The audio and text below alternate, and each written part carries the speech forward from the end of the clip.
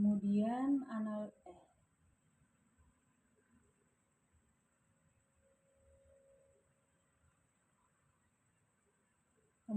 analisis literatur dan celah penelitian. Dalam pembelajaran akidah akhlak, pendekatan deep learning diyakini dapat membantu siswa memahami nilai-nilai keislaman secara mendalam serta menumbuhkan adab yang baik melalui pengalaman belajar yang bermakna. Kajian pendidikan agama Islam masih berfokus pada pendekatan konvensional dalam menumbuhkan adab, yaitu keteladanan, pembiasaan, kisah, dan nasihat atau mau'izah, tanpa banyak menyentuh pemanfaatan teknologi kecerdasan buatan. Selanjutnya yaitu urgensi penelitian. Yang pertama ada aspek zaman.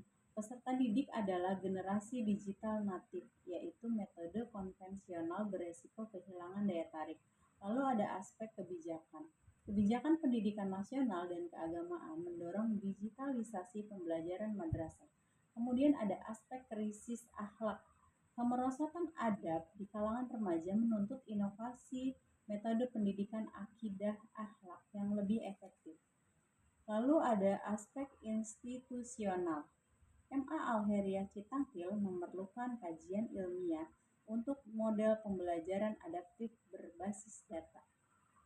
Selanjutnya yaitu solusi yang ditawarkan. Yang pertama adalah chatbot pembelajaran. Asisten berbasis deep learning yang menjawab pertanyaan siswa terkait materi secara interaktif. Lalu ada sistem rekomendasi. Materi dan latihan soal disesuaikan dengan tingkat pemahaman masing-masing siswa. Yang terakhir yaitu media adaptif, memberikan umpan balik personal terhadap capaian belajar dan perkembangan adab siswa. Selanjutnya ada kebaruan atau novelty penelitian. Ada 3, yaitu integrasi 2 dimensi sekaligus. Mengkaji integrasi deep learning untuk dimensi afektif atau adab dan kognitif, pemahaman materi secara stimulan pada satu mata pelajaran yang sama. Lokus penelitian baru. Mengambil lokus di MA Al-Heriyah Citangkil, madrasah yang belum pernah dijadikan objek penelitian dengan tema sejenis. Yang ketiga, perspektif pendidikan Islam. Menempatkan deep learning bukan sebagai topik teknik semata, melainkan dikaji dari pengalaman pembelajaran pelaku pendidikan. Apa sih tujuan penelitiannya? Yang pertama yaitu mendeskripsikan dan menganalisis penerapan pendekatan deep learning dalam pembelajaran akidah akhlak di MA Al-Heriyah Citangkil.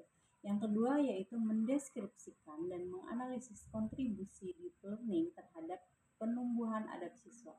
Yang ketiga, mendeskripsikan dan menganalisis kontribusi deep learning terhadap peningkatan pemahaman materi siswa. Yang terakhir yaitu mengidentifikasi faktor penduduk dan penghambat dalam penerapan pendekatan deep learning. Kemudian rumusan masalah. Yang pertama, bagaimana penerapan pendekatan deep learning dalam pembelajaran akidah akhlak di MA Al-Heriyah Citangkil. Yang kedua, bagaimana kontribusi deep learning dalam menumbuhkan adab siswa pada pembelajaran tersebut. Yang ketiga, bagaimana kontribusi deep learning dalam meningkatkan pemahaman materi siswa pada pembelajaran tersebut. Yang terakhir, apa saja faktor pendukung dan penghambat dalam penerapan pendekatan deep learning. Kontribusi deep learning.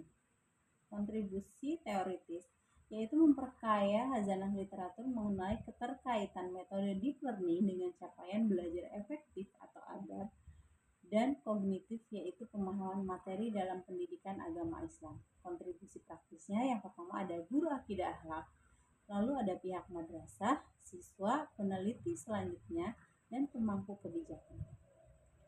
Jenis penelitian dan subjek data. 1. Jenis dan pendekatan.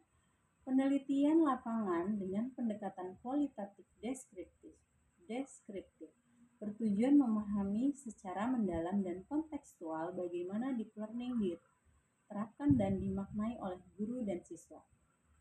Desain studi kasus tunggal atau single case study berlokus di MA Al-Heriyah Citangkil. Subjek data atau purposive sampling. Yang pertama ada kepala madrasah sebagai informan kebijakan dan dukungan madrasah terhadap teknologi pembelajaran. Yang kedua yaitu guru akidah akhlak sebagai informan kunci yang menerapkan pendekatan deep learning.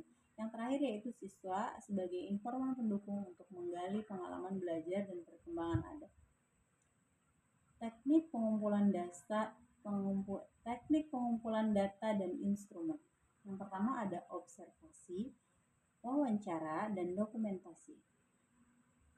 Teknik keabsahan datanya menggunakan teknik triangulasi sumber dan triangulasi teknik. Teknik analisis data yang pertama yaitu reduksi data dengan cara merangkum, memilih, dan menyederhanakan data mentah dari observasi, wawancara, dan dokumentasi. Kemudian penyajian datanya menyajikan data dalam bentuk narasi deskriptif, matriks, tabel, atau bagan yang sistematis. Terakhir yaitu penarikan kesimpulan. Menarik dan memverifikasi kesimpulan secara terus-menerus melalui peninjauan dan triangulasi data. Referensinya daftar pustaka atau rujukan utamanya yang pertama dari Abi ini dibaca nggak?